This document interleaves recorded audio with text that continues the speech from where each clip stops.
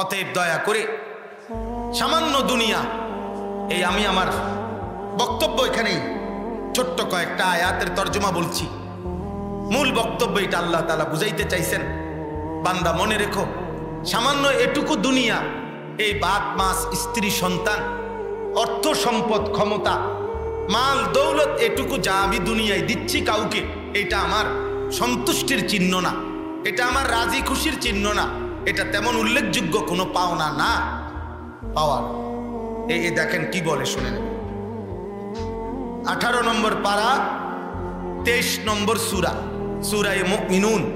এই সূরার 8টা আয়াত আমি তেলাওয়াত করেছি, এবার শুধু তরজমা বললে আমার কথা শেষ। আল্লাহ তাআলা বলেন, আয়াহসাবুনা আন্নামা নুমিদ্দুহুম বিহি মিন মালিন ওয়া বানিন। আল্লাহ তাআলা বলেন, আমার বান্দারা মনে করে, কিছু লোক ভাবে আমি যে তাদেরকে সম্পদ এবং সন্তানাদি দুনিয়াবি অর্থবিত্ত মাল সম্পদ জিফুত নাতি নাতি গড় সংসার বাজার ব্যবসা ক্ষেত খামার ফুল ফল ফসল জমি জমা চাকরি ব্যবসা দুনিয়াবি ক্ষমতা প্রভাব প্রতিপত্তি এই যা কিছু দিচ্ছি এটুকু পেয়ে আমি যে দিলাম, এ কারণে তারা ভাবতেছে নুসারিউ লাহুম ফিল খায়রাত, আমি তাদেরকে কল্যাণের উপরে রেখেছি, আমি তাদের উপরে সন্তুষ্ট হয়ে গেছি। বাল লা ইয়াশউরুন, আল্লাহ বলে আসলে তারা সঠিক বিষয়টা বুঝে নাই, আসলে তারা বুঝে নাই, আসলে তারা বুঝে নাই।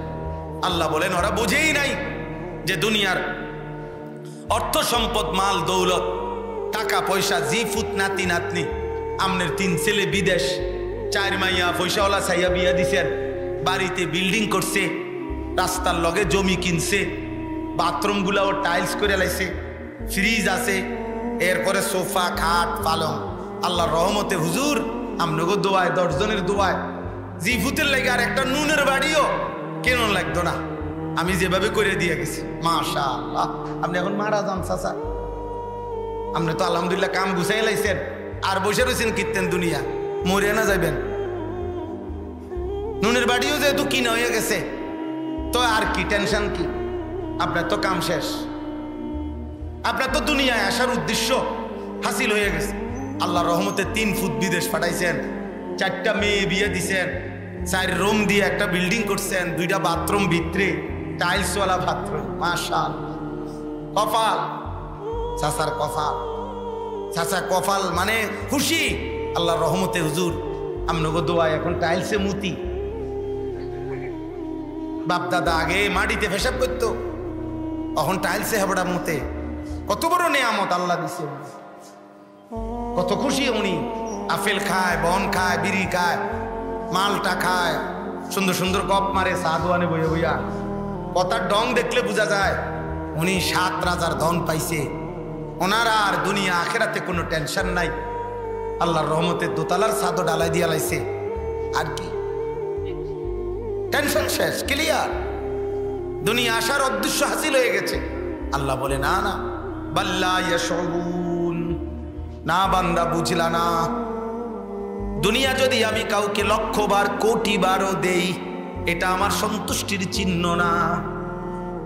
যদি সন্তুষ্টির চিহ্ন হইতো তাহলে নাফরমান কারুনকে আমি এত সম্পদ কেন দিলাম? যদি আমার সন্তুষ্টি দুনিয়া দিলেই হতো, আজকের দুনিয়ার বেঈমানদেরকে তাইলে এত সম্পদ কেন দিলাম? যদি দুনিয়ায় আমার সন্তুষ্টি হতো, তাইলে আমার মদিনার বন্ধু যখন পেটে পাথর বাঁধে ক্ষুধার কষ্টে আমি মাওলা কেমনে সইলাম? এই পৃথিবীতে তাইলে 1,00,000 বার আমি আমার বন্ধুকেই দিতাম। বন্ধুকে অভুক্ত রাখলাম, পেটে পাথর বেঁধে ক্ষুধার্ত রাখলাম, ঘরের চুলায় 3 মাস আগুন জ্বলল না, এমন কষ্ট এমন দুঃখ অনাহারে যে বন্ধু কলিজার টুকরাকে রাখলাম।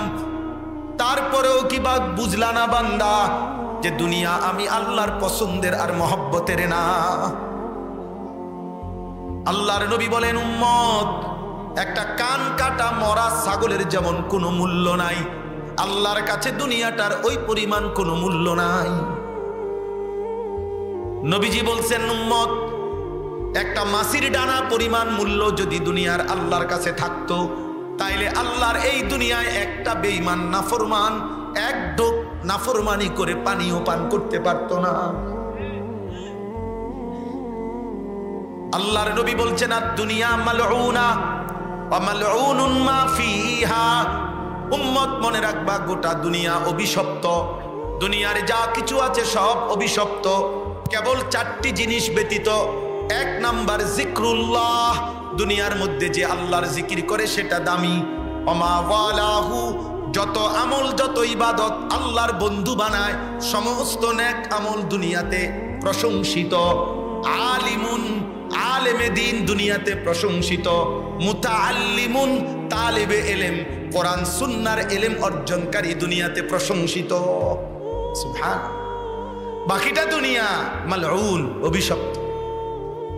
বাকি দুনিয়া 1000 বার পাইলেও কোনো লাভ নাই, কিন্তু দুনিয়ায় থাইকা যদি আল্লাহর জিকির করা যায় তাইলে প্রশংসিত, ইবাদত করা যায় তাইলে প্রশংসিত, ইলম অর্জন যদি করা যায় তাইলেই প্রশংসিত। নবীজি বলছেন সাল্লাল্লাহু আলাইহি ওয়াসাল্লাম, আমনের যদি নবীজির কথা বুঝে না ধরে তা আমনে টেলিভিশনের কথা ধরেন, বাকি আমার বুঝে ধরছে যে নবীর কথা ঠিক। আমার শায়েখ আল্লামা মুফতি মুশতাকুর নবী কাসেমি এই হুজুর এটা অনেক সময় মহব্বত করে বলে যে গোটা দুনিয়ারে বলছি, এবার যদি কেউ আল্লাহর জিকির না করে তো আমি মুশতাকুর নবী একাই করব। আমি বুঝছি জিকিরে মজা আছে, আমি বুঝছি জিকিরে ইজ্জত আছে, আমি বুঝছি জিকিরের মধ্যে রিজিকের প্রশস্ততা আছে, আমি বুঝছি জিকিরের মধ্যে হৃদয়ের প্রশান্তি আছে। এজন্য হুজুরে এটা বলে কেউ যদি না মানে আমি একলা করব, যা। আলহামদুলিল্লাহ। তাহলে দুনিয়া প্রাপ্তি আল্লাহর সন্তুষ্টির চিহ্ন নয়। কথা বলেন না কেন? দুনিয়া প্রাপ্তি মানে দুনিয়া পাওয়া 1012, দুনিয়ার সব পাওয়া আল্লাহর সন্তুষ্টির চিহ্ন নয়। বলেন আল্লাহর সন্তুষ্টির চিহ্ন নয়, নয়, নয়, নয়। তাহলে আল্লাহর সন্তুষ্টি কিসে? এবার আল্লাহ বলেন 4 জিনিসে আমার সন্তুষ্টি। কয় জিনিসে? 1, ইন্নাল্লাযীনা হুম মিন খাশিয়াতি রাব্বিহিম মুশফিকুন। 1 নম্বর, অন্তরে যাদের আল্লাহর ভয়ে কাঁপতে থাকে, আল্লাহর ভয় যাদের অন্তরে, আল্লাহ তাআলা বলেন আমি তাদের প্রতি সন্তুষ্ট। হৃদয়ে যার আল্লাহর ভয়, হৃদয়ে যার কার ভয়? রবের ভয়, রবের ভয়। আমার মালিক কি বলল, আমার আল্লাহ কি বলল, আমার মালিক কি বলল। হাদিসের মধ্যে আছে এক সাহাবী আবু মাসউদ আনসারী রাদিয়াল্লাহু তাআলা আনহু, উনি একদিন উনার কৃতদাস গোলামকে কোন একটা ভুলের কারণে খুব ধমকাইতেছিলেন। তো ধমকাইতে গিয়া উনি, ভুলটা তো মারাত্মক না অথচ ধমকাইতেছিলেন খুব বেশি, নবীজি এটা খেয়াল করছেন। নবীজি খেয়াল করে পিছন দিক দিয়ে আইসা, একদম আস্তে আস্তে হাইটা আইসা একবারে পিছন বরাবর আইসা আস্তে নবীজি একটা বাক্য বলছে। নবীজি বলছে লাল্লাহু আশাদ্দু আলাইকা মিন আন ইয়াকদিরা আলাইহি।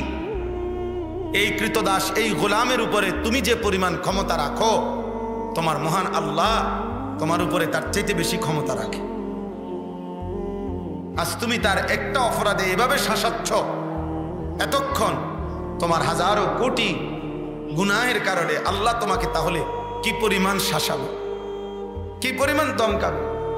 ফালতাফাতা, সাহাবী তখন পিছন দিকে ফিরে তাকায়া দেখছে ফাইজা রাসূলুল্লাহ সাল্লাল্লাহু আলাইহি সাল্লাম, হঠাৎ তাকিয়েই দেখে নবীজি দাঁড়িয়ে, এবং উনি বুঝছে এটা নবীজি বলছেন। সাথে সাথে তিনি বললেন আল্লাহি ইন্নাহু হুররুন ইয়া রাসূলুল্লাহ, আল্লাহর কসম নবী আমি আমার এই গোলাম আজাদ করে দিলাম। নবীজি বললেন যদি এটা না করতা তাহলে জাহান্নামের আগুন তোমাকে ধরে ফেলছিল। লাউ লাম তাফআল হাযা লালাফাহাতকান নার, তাহলে আগুন ধরে ফেলছিল তোমার। আল্লাহ অনেক ক্ষমতাবান, আল্লাহ অনেক ক্ষমতাবান। দোস্ত, দুনিয়া একটু ছাড় দিছে, আল্লাহ তাআলার ভয় হৃদয়ে থাকা, ওনার কলিজার মধ্যে তৎক্ষণাৎ আল্লাহর ভয় তৈরি হয়েছে, সাথে সাথে গোলাম আজাদ। আপনারা অনেকেই বয়স্ক বাবারা তো জানেন।